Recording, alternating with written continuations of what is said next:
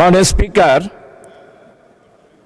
আজকে আমাদের এই মহান সংসদে আমি সর্বপ্রথম বিশেষ করে আমাদের মাননীয় সংসদ সদস্য অত্যন্ত প্রবীণ এবং ইতিহাসবিদ উনি যেই কথাগুলো উল্লেখ করেছেন আমি মনে করি এগুলোর জবাব দেওয়ার কোনো প্রয়োজন নেই। তার কারণ হচ্ছে জাতি জামাত ইসলামীকে ইতিহাসের কাঠগড়ায় এইবারের নির্বাচনে আনুপাতিক হারে ভোটের সংখ্যার দিক থেকে জাতি আমাদেরকে স্বীকৃতি দিয়ে দিয়েছে আমরা যে দেশপ্রেমিক, আমরা দেশকে ভালোবাসি, দেশের মানুষকে ভালোবাসি। আজকে কথা উঠেছে মুক্তিযোদ্ধা সম্পর্কে। জামাত ইসলামী এই পর্যন্ত স্বাধীনতার ইতিহাস সম্পর্কে জামাত ইসলামীর পক্ষ থেকে স্পষ্ট বক্তব্য দিয়ে দেওয়া হয়েছে মাননীয় স্পিকার। তাই এই মহান সংসদে মেহেরবানি করে দয়া করে অতীতের ইতিহাস নিয়ে বর্তমান এই জামাত ইসলামীকে বিশ্লেষণ করে জামাত ইসলামীকে দোষারোপ করার চেষ্টা করা আমার মনে হয় মোটেই ঠিক হবে না।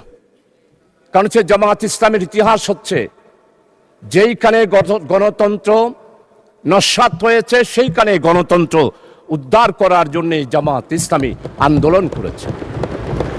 মরহুম শেখ মুজিবুর রহমান সাহেব যখন আগরতলার ষড়যন্ত্রের মামলায় গ্রেপ্তার হয়েছিল তখনকার জামাত ইসলামী পাকিস্তান ডেমোক্রেটিক মুভমেন্টের মাধ্যমে মরহুম শেখ মুজিবুর রহমানকে আগরতলার ষড়যন্ত্র মামলা থেকে মুক্তির জন্য জামাত ইসলামী আন্দোলন করেছিল। শুধু আন্দোলন নয় মাননীয় স্পিকার, আমাদের সাবেক আমির জামাত বিশ্ব ইসলামী আন্দোলনের নেতা, যিনি তৎকালীন পূর্ব পাকিস্তানের স্বাধিকার আদায়ের জন্য 1962 সালে বক্তব্য দিয়েছেন, 1967 সালে বক্তব্য দিয়েছেন, 1948 সালে বক্তব্য দিয়েছেন। মরহুম শেখ মুজিবের মুক্তির জন্য যে ডাইরেক্ট অ্যাকশন কমিটি হয়েছিল সেই অ্যাকশন কমিটির সেক্রেটারি ছিলেন অধ্যাপক গোলাম আজম এবং জামাত ইসলামী ছিল সেই জোটের একটি সংগঠন। আর জয়েন্ট সেক্রেটারি ছিল জনাব আব্দুস সামাদ আজাদ সাহেব। মরহুম শেখ মুজিবুর রহমানের আগরতলা ষড়যন্ত্রের মামলা থেকে মুক্তির জন্য সবচেয়ে বেশি অর্থ যোগান দিয়েছিল তৎকালীন পাকিস্তান আমলে জামাত ইসলামী মাননীয় স্পিকার।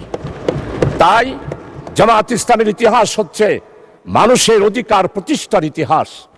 জামাত ইসলামের ইতিহাস হচ্ছে গণতন্ত্র প্রতিষ্ঠার ইতিহাস। জামাত ইসলামীকে আপনারা বারবার অনেক তকমা দিয়েছিলেন, কোন তকমায় জনগণ বিশ্বাস করে নাই। আপনারা বলেছেন আমরা জঙ্গি।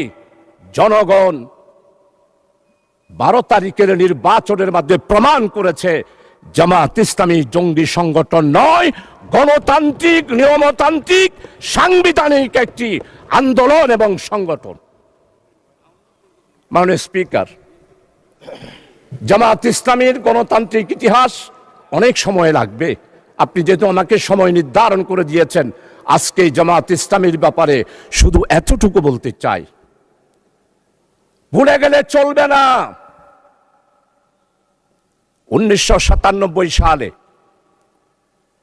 দেশনেত্রী বেগম খালেদা জিয়া বৃহত্তর বিরোধী দলের নেতা ছিলেন। চট্টগ্রাম মেডিকেল কলেজে গেলেন, অবরুদ্ধ হয়ে গেল। ফ্যাসিস্ট স্বৈরাচার যারা বাংলাদেশে জঙ্গি কায়েম করেছিল তারাই বেগম খালেদা জিয়াকে চট্টগ্রাম মেডিকেল কলেজে অবরুদ্ধ করেছিল। আজকে আমাদের মরহুম শহীদ সালাউদ্দিন কাদের চৌধুরীর ছেলে আছে হুম্মাম কাদের, আমাদের সম্মানিত অর্থমন্ত্রী, চট্টলার কৃতি সন্তান, যার পরিবারে উনার আব্বা নয় উনার দাদা থেকেই মন্ত্রিত্ব ওনারা পেয়ে আসতেছেন, সেই রকম সম্ভ্রান্ত পরিবারের সন্তান উনিও দেশনেত্রী বেগম খালেদা জিয়ার সাথে মেডিকেল কলেজে ছিলেন। আজকে সম্মানিত অর্থমন্ত্রী আপনি স্বীকার করবেন, সর্বপ্রথম টেলিফোন করেছিল মরহুম শহীদ সালাউদ্দিন কাদের চৌধুরী আমি শাহজাহান চৌধুরীকে।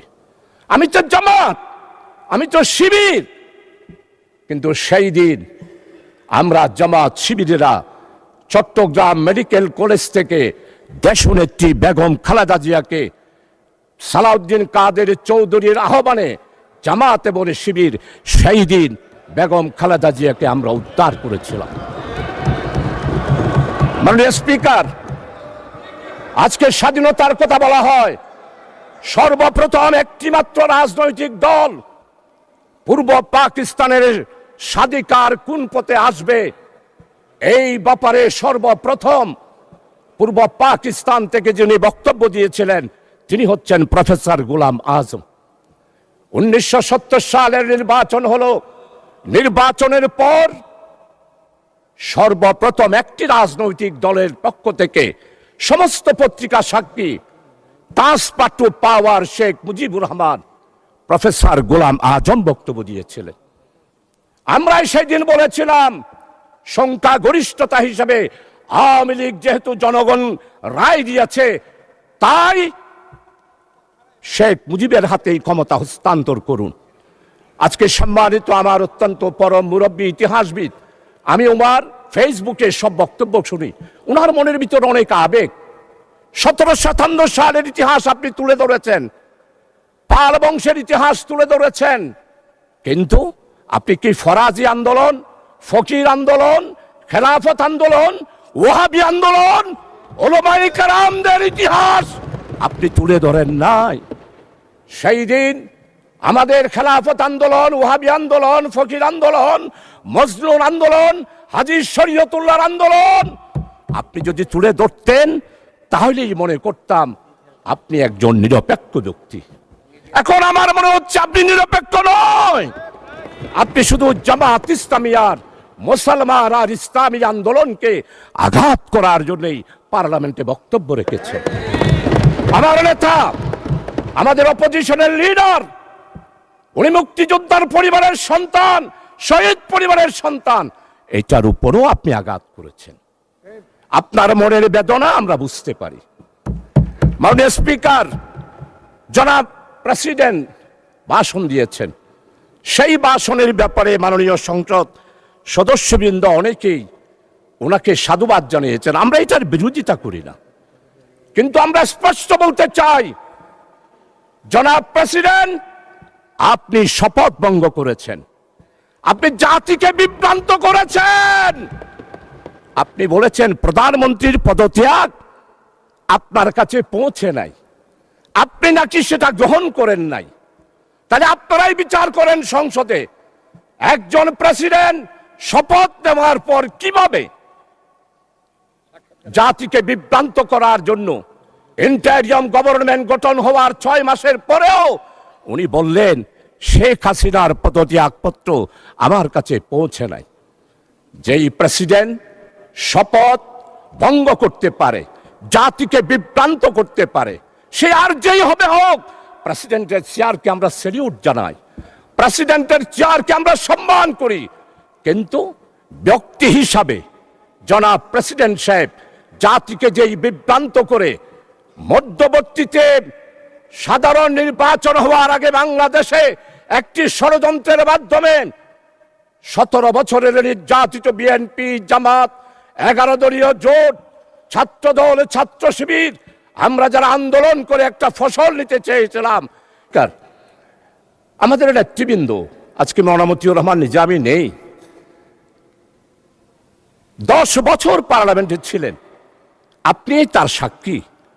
মাওলানা মতিউর রহমান নিজামী এই পার্লামেন্টে কাকো আঘাত দিয়ে কোনোদিন কথা বলেছে? আমি ওনার বক্তব্য লাইব্রেরিতে গিয়ে সব সময় পড়ি, যেমন শাহজিজের বক্তব্য পড়ি, তেমন মাওলানা মতিউর রহমান নিজামী শহীদের বক্তব্য পড়ি।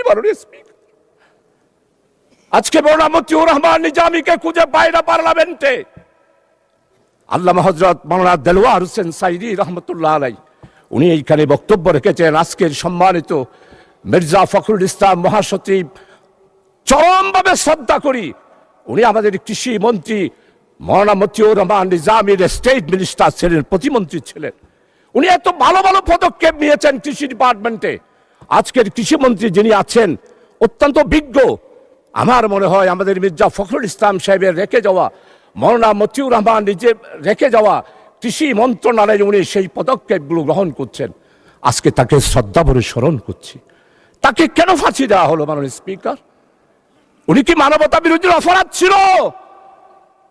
আজকে দেলোয়ার হোসেন সাইদি সাহেবের রাজ সাক্ষী, উনার বিরুদ্ধে সাক্ষী দেওয়ার জন্যে যেই সনাতনী হিন্দু ধর্মের ভদ্রলোক ছিলেন, উনি কি বলেছেন? আল্লামা দেলোয়ার হোসেন সাইদি হত্যা করা দূরে থাক, স্বাধীনতার ব্যাপারে, স্বাধীনতা যুদ্ধের ব্যাপারে এই মহান পার্লামেন্টে 96 সালে 2001 সালে তৎকালীন এই ফ্যাসিস্ট আওয়ামী লীগ সরকারকে আঘাত লাগে সেই রকম কোন কথা আল্লামা হযরত দেলোয়ার হোসেন সাইদি রাখে নাই মাননীয় স্পিকার।